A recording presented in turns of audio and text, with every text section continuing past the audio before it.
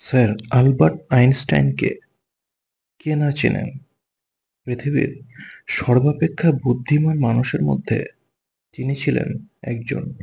তিনি ছিলেন খুব মজার একজন মানুষ। চলুন আজকে আমি আপনাদের শোনাবো স্যার আলবার্ট আইনস্টাইনের জীবনের কিছু মজার ঘটনা। একবার স্যার আলবার্ট আইনস্টাইন ট্রেনে যাত্রা করছিলেন। তো যথারীতি টিকিট পরীক্ষক এসে সকলের টিকিট পরীক্ষা করছিলেন এবং সবশেষে স্যার আলবার্ট আইনস্টাইনের কাছে টিকিট দেখতে চাইলেন। তখন স্যার আলবার্ট আইনস্টাইন তার পকেটে টিকিটটা খুঁজলেন, কিন্তু খুঁজে পেলেন না।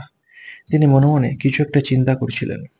এমন সময় টিকিট পরীক্ষক বললেন, স্যার, আমি আপনাকে চিনতে পেরেছি। আপনি টিকিট না কেটে ট্রেনে যাত্রা করবেন না, আমি জানি। আপনাকে টিকিট দেখাতে হবে না, আপনি বসুন। এই বলে টিকিট পরীক্ষক চলে গেলেন। কিছুক্ষণ পর টিকিট পরীক্ষক আবার ওই পথেই ফিরছিলেন। তখন দেখলেন স্যার আলবার্ট আইনস্টাইন তার সুটকেসটি খুলে তিনি তখনও সমস্ত জামাকাপড় উলঢাল করে ট্রেনের টিকিটটি খুঁজছেন। ট্রেনের টিকিট পরীক্ষক তখন বললেন, স্যার, আপনাকে টিকিট খুঁজে বার করতে হবে না, আপনাকে টিকিট দেখাতে হবে না, আপনি বসুন।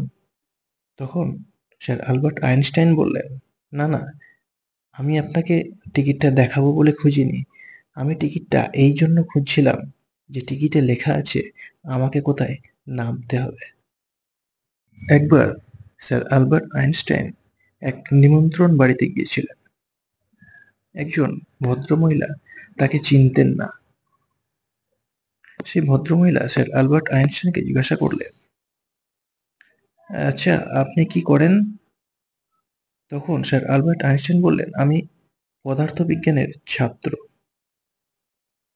স্যার আলবার্ট আইনস্টাইন তখন বিজ্ঞানী হিসেবে পরিচিতি লাভ করেছেন, কিন্তু মেয়েটি তাকে চিনতেন না এবং যথেষ্ট বয়সের ছাপ পড়েছিল স্যার আলবার্ট আইনস্টাইনের মুখে।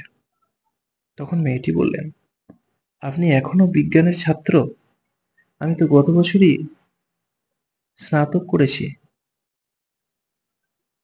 গল্পগুলি ভালো লাগলে চ্যানেলটিকে সাপোর্ট করবেন। ধন্যবাদ।